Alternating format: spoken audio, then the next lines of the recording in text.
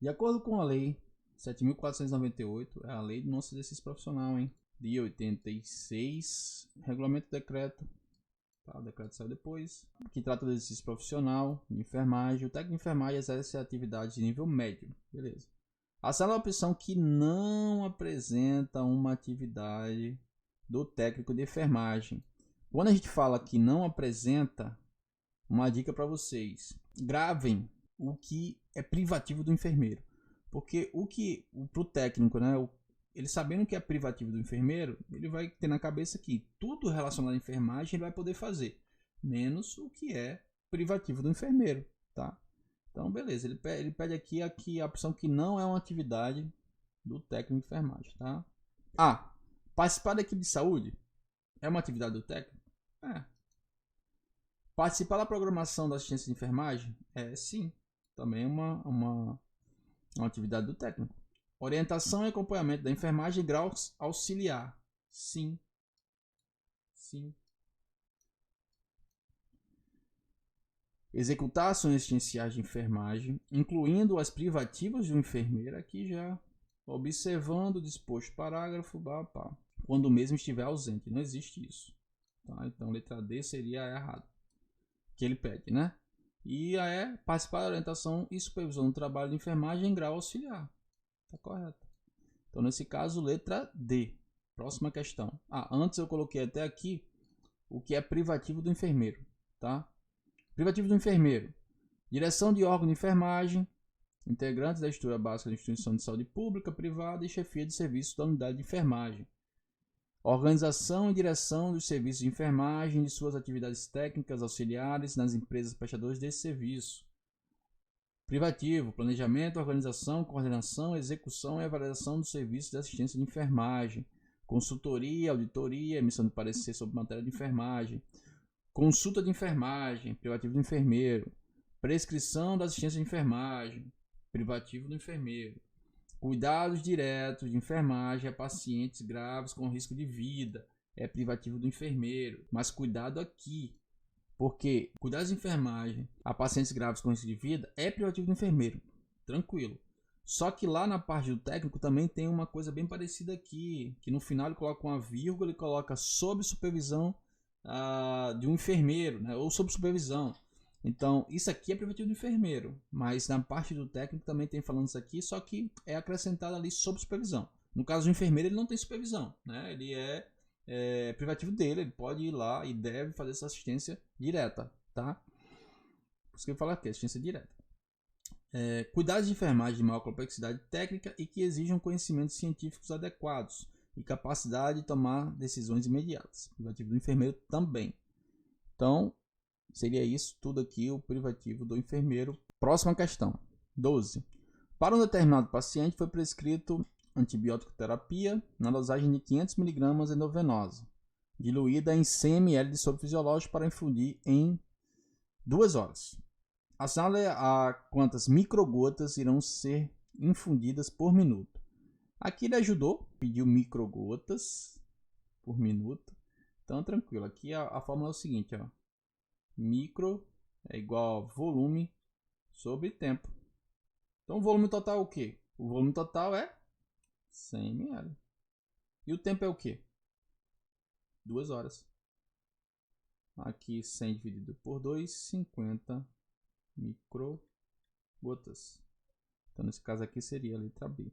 Cuidado aqui, pessoal, que ele coloca aqui, ó, 500 miligramas em cima, certo? Que não vai ser usado não vai ser usado aqui na fórmula.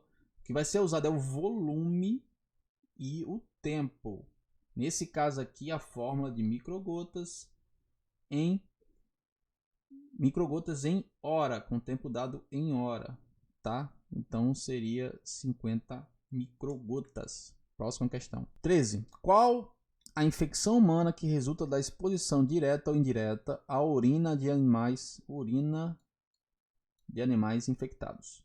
Doença de Chagas, leptospirose, toxoplasmose, hanseníase e raiva. Doença de Chagas, a gente sabe que não é, né? Leptospirose seria ali quando você tem contato direto com a urina principalmente a urina do rato ali, né? Então essa aqui seria o nosso gabarito. Toxoplasmose não, geralmente é oral, né? Hanseníase não e raiva também não. Então seria a resposta correta, letra B, leptospirose, quando você fala de urina e principalmente urina de rato. Próxima questão. 14. Em relação à vacina BCG, de acordo com a instrução normativa referente ao calendário nacional 2020, assinale a opção correta. Então ele quer a correta. BCG, tá? Então, é indicada para gestantes e pessoas imunodeprimidas. BCG, assim como as vacinas de vírus vivos, ela não é indicada, tá? Então isso aqui já está errado. Eu já posso riscar. Crianças vacinadas na faixa etária preconizada que não apresentam cicatriz vacinal, que é tá errado. Já tá aqui.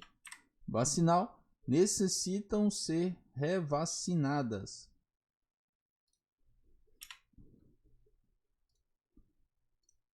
Revacinadas. Também não.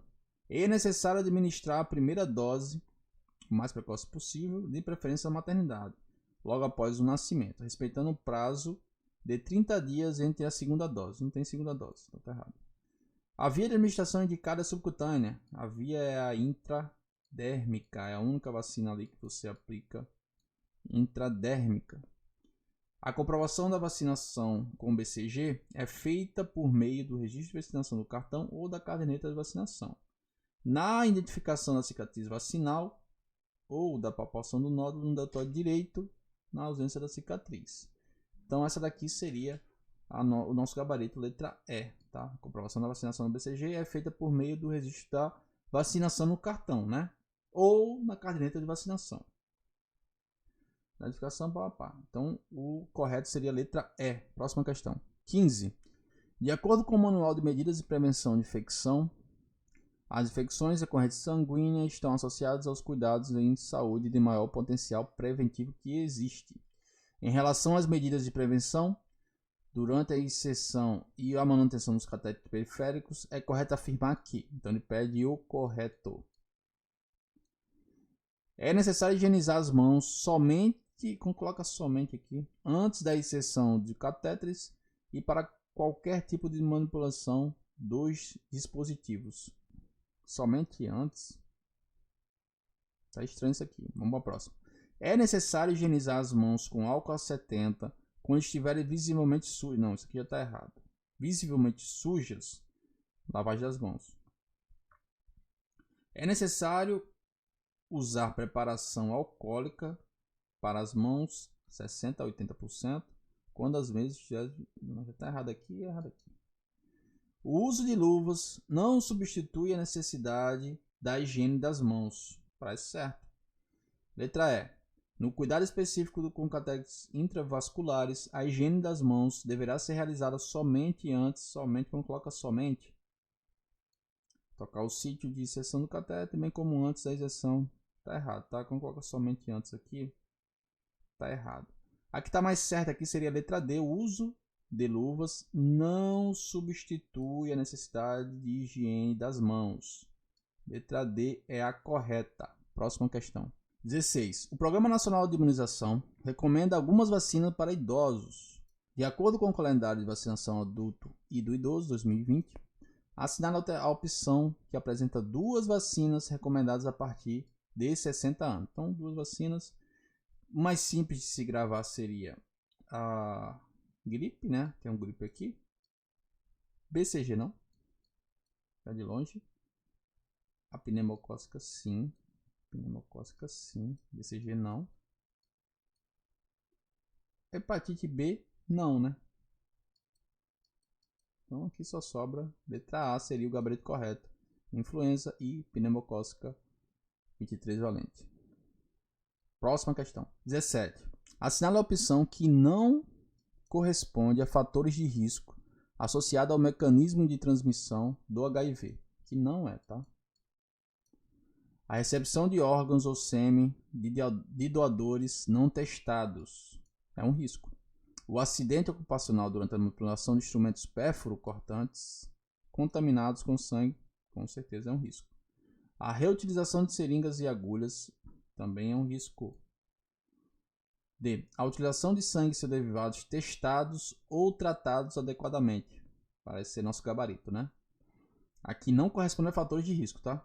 Relações sexuais protegidas seria um risco, então letra D seria o nosso gabarito, a opção que não corresponde a fatores de riscos associados ao mecanismo de transmissão do HIV.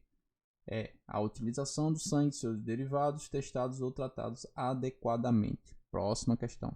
18. De acordo com a Anvisa, a manutenção do decúbito adequado nos pacientes em ventilação mecânica foi considerada uma medida básica, simples e de fácil aplicabilidade, sendo recomendada para a prevenção de pneumonia associada à ventilação mecânica. Então, qual seria essa posição, né? Assim, a cabeceira do leito deve ser mantida a quantos graus? Então, baseado nessa